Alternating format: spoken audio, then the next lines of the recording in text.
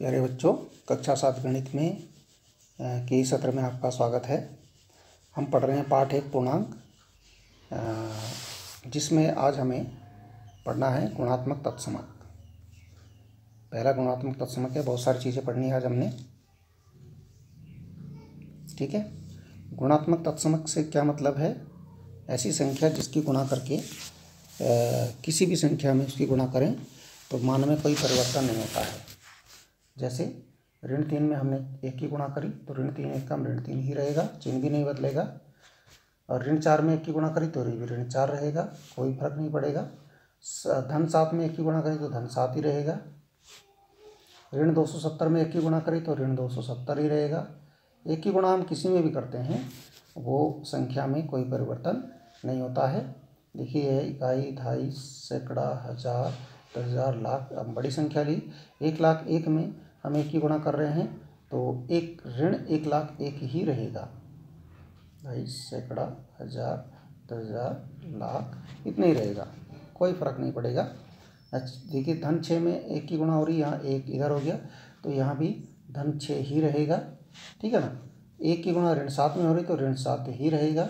यानी 1 की गुणा करने से किसी भी संख्या के मान में कोई भी फर्क नहीं पड़ता है, कोई परिवर्तन नहीं होता है, कोई चेंज नहीं होता है, ठीक है ना। इसलिए जैसे हम जोड़ने में होता है, हम जीरो किसी भी संख्या में जोड़ते हैं तो वो जो है कोई परिवर्तन नहीं होता जीरो जोड़ने से या जीरो घटाने से। तो जीरो योगात्मक तत्समक होता है, ठीक है ना। जीरो जो होता है योगात्मक तत्समक होता है। ऐसे ही 1 की गुणा करके संख्या में कोई परिवर्तन नहीं होता है तो 1 जो है गुणात्मक तत्समक होता है, ठीक है ना। 1 हम क्या लिखेंगे? 1 सभी पूर्णांकों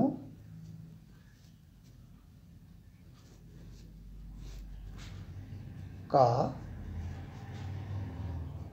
गुणात्मक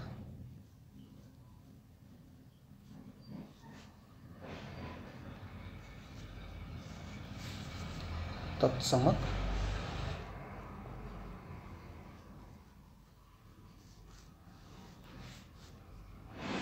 कहलाता है।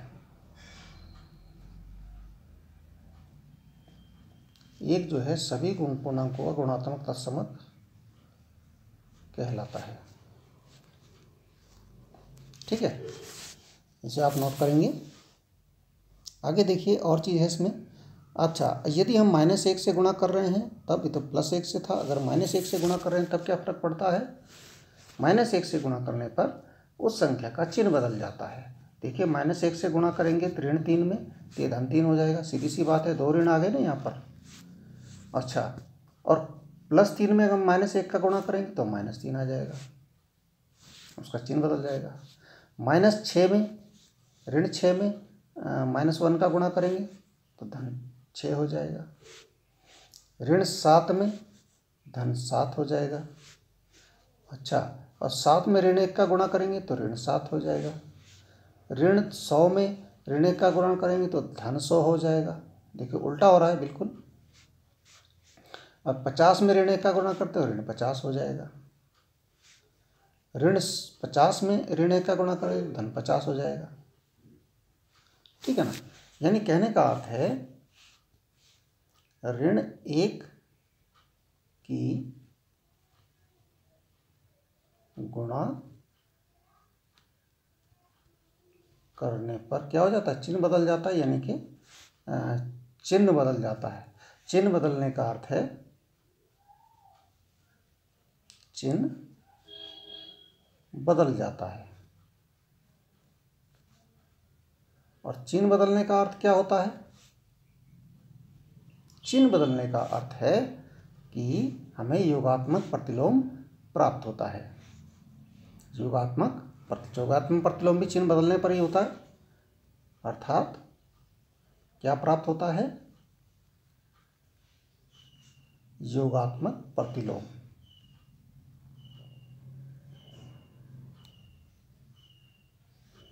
योगात्मक प्रतिलोम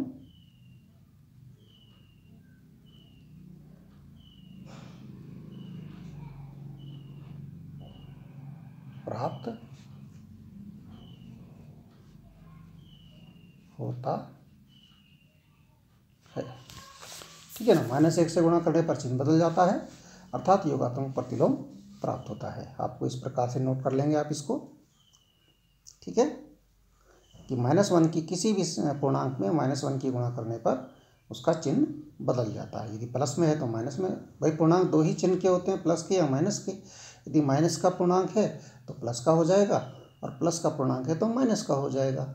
सीधी सी बात है। बाकी पूर्णांक जो 3 है तो 3 ही रहेगा, लेकिन प्लस माइनस का फर्क पड़ जाएगा। ओके, ठीक है, आगे बढ़ते हैं। और क्या देखना है हमने? अच्छा, एक चीज़ है इसमें, गुणन का साहचर्य गुण। साहचर्य गुण हमने पहले भी नाम सुना है योग वाले में। अब गुणा का साहचर्य गुण क्या हुआ? देखिए, जैसे हम 3 संख्या ले रहे हैं, ऋण 3, ऋण 2 और 5, ऋण 3, ऋण 2 और 5, इसको हम इस प्रकार से गुणा कर सकते हैं। 2 तरह से गुणा की जा सकती है, जैसे पहला इस रूप में, दूसरा इस रूप में।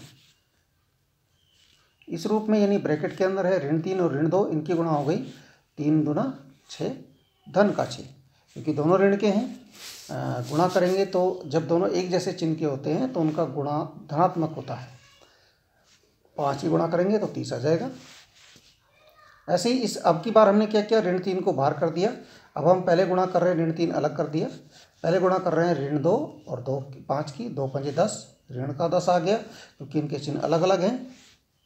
ऋण 2 और 5 का चिन्ह अलग अलग है, यहाँ ऋण है यहाँ धन है, तो ये हो जाएगा 2 पंजे 10। अभी ऋण का 10 आ गया, ऋण का 3 ये था।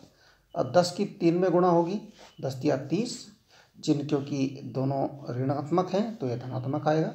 यानी यहाँ पर ये बराबर आता है गुणा करने में। ठीक है, इसको इस रूप में लिखा जाता है, ये इसका रूप है,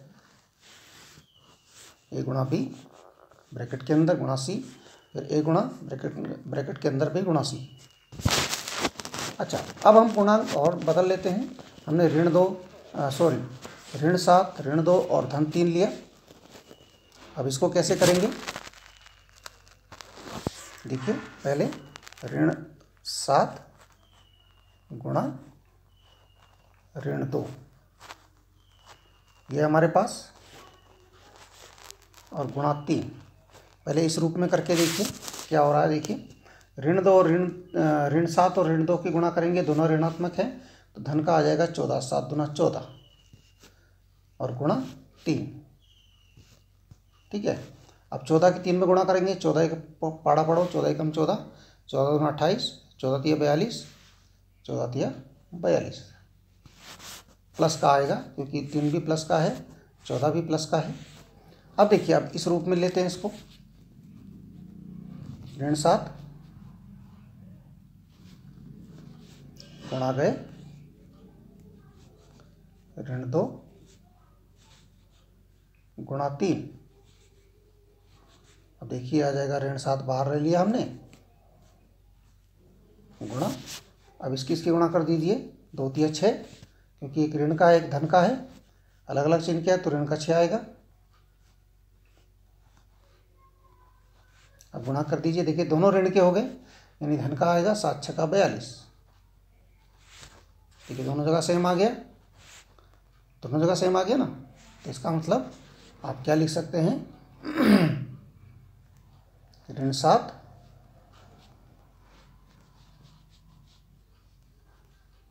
गुणा ऋण 2 गुणा 3 बराबर लिखा जा सकता है ऋण 7 गुणा ऋण 2 गुणा 3। ऐसे आप लिख सकते हैं। ठीक है, आप एक एग्जाम्पल और कोई बना सकते हैं अलग अलग संख्या लेकर के। ये आपका साहचर्य गुण है। इसके बाद है वितरण गुण। वितरण गुण में क्या होता है, पहले भी आपने पिछली कक्षा में पढ़ा है।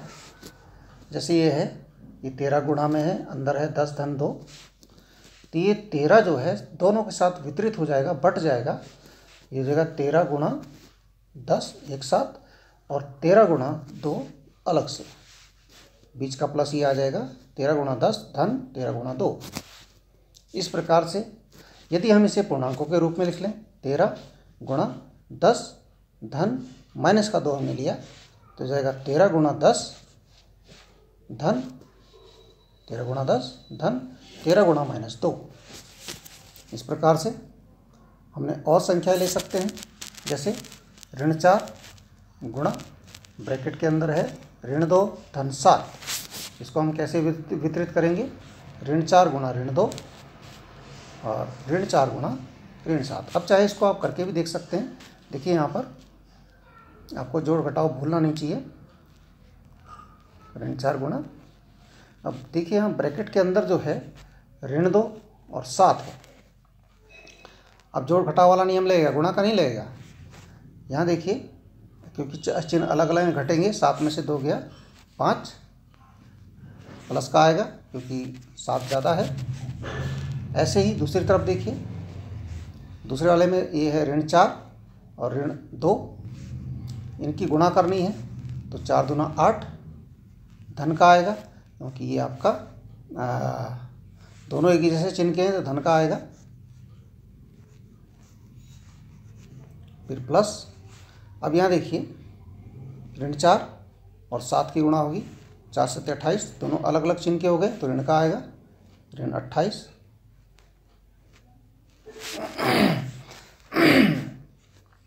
अब इस साइड में देखिए, इस साइड देख लेते हैं आप, ऋण 4 गुणा 5 हो गया ऋण 20, 4 पंजे 20,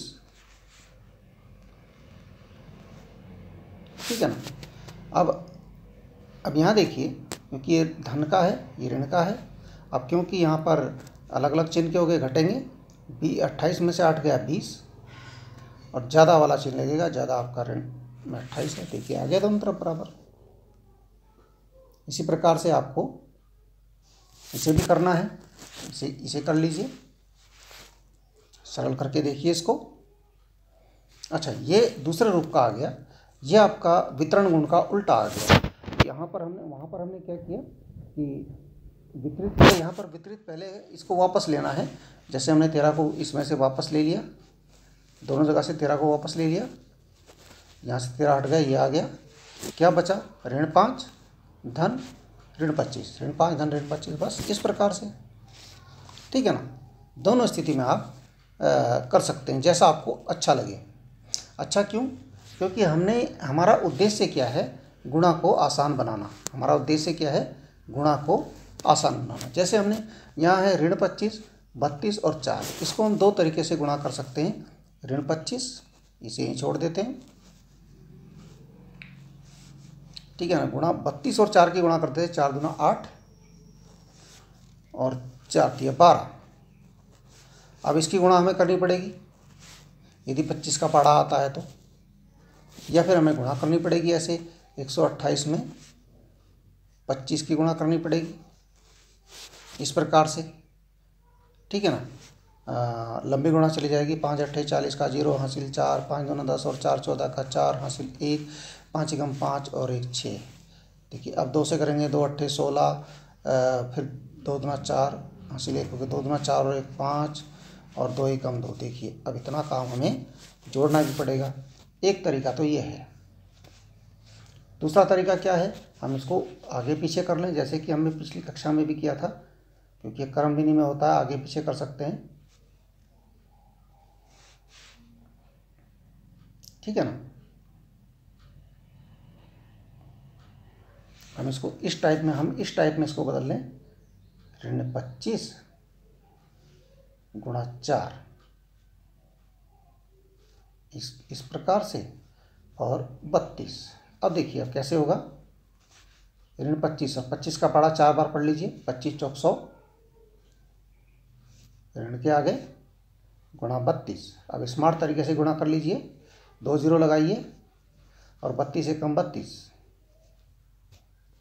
ये आ गया ना आसान, कहीं कुछ करने की ज़रूरत नहीं पड़ी, ठीक है ना। अच्छा अब यहाँ देखिए 16 गुणा बड़ा करना है, इसको अभी हम आसान बना सकते हैं। 16 की 12 में गुणा करें हम डायरेक्ट, या तो ऐसे करनी पड़ेगी, यह एक तरीका है हमारा। इसको हम किस रूप में बदल लें, 12 को लिखते हैं 10 धन 2। अब इसको वितरण गुण लगा लें, पहले इसकी गुणा इसमें। अब देखिए 16 गुणा 10 प्लस 16 गुणा 2, 16 दशांकी 160 प्लस 16 गुना 32। अब जोड़ लीजिए, अब जोड़ेंगे तो आपका 192 आ जाएगा। थोड़ा लंबा तो हुआ लेकिन आसान रहेगा, क्योंकि हमें कुछ भी करने की जरूरत नहीं पड़ी। 16 दशांकी में आता है और 16 गुना 32 भी आता है, बस फटाफट जोड़ लिया। एक तरीका ये है। अच्छा, एक तरीका ये भी है। अब इस प्रकार का सवाल हो हमारे पास 52 गुणा ऋण 8 प्लस 52 गुणा ऋण 2, इस प्रकार का सवाल हो, तब हमें आसान बनाने का तरीका अपनाना है, जिससे कि सवाल आसान बन जाए। हमें इसे इस प्रकार से कर सकते हैं। देखिए अभी हमें कठिन लग रहा है, हम कर सकते हैं 52 गुणा 52 को हमने क्या किया, एक जगह कॉमन ले लिया, इसको हमने हटा लिया, यहाँ से कॉमन लेना बोलते हैं इसको, एक जगह पर ले लिया। अब यहाँ पर क्या बचा, ऋण 8 ये बचा आपका, और ये प्लस बचा है आप पर, यहाँ पर ऋण 2 बचा। अब देखिए क्या बचेगा हमारे पास, 52 ऋण 2 और ऋण 8 इनको जोड़ेंगे, क्योंकि एक ही जैसे चिन्ह के जुड़ जाएंगे। आपके पास आ जाएगा ऋण 10। अब 52 की ऋण 10 में गुणा करेंगे, 52 दशांकी 520, 52 ढाई 520 हो जाएगा और ऋण का चिन्ह आ जाएगा। देखिए एक तरीका ये भी है करने का, ठीक है ना। तो इसको आप नोट कीजिए सारे काम को, जो जो भी हमने आपको बताया। देखिए इसमें आप कुछ नहीं लिखा, हमने जो लिखा था वो हमने हटा दिया है। कैसे लिखा था आप दोबारा करके उसको देख सकते हैं। अच्छा, दूसरी बात, मैं आपको प्रश्न दूंगा आपकी किताब के, उससे आप करेंगे, इसी आधार के होंगे, ठीक है। Thank you.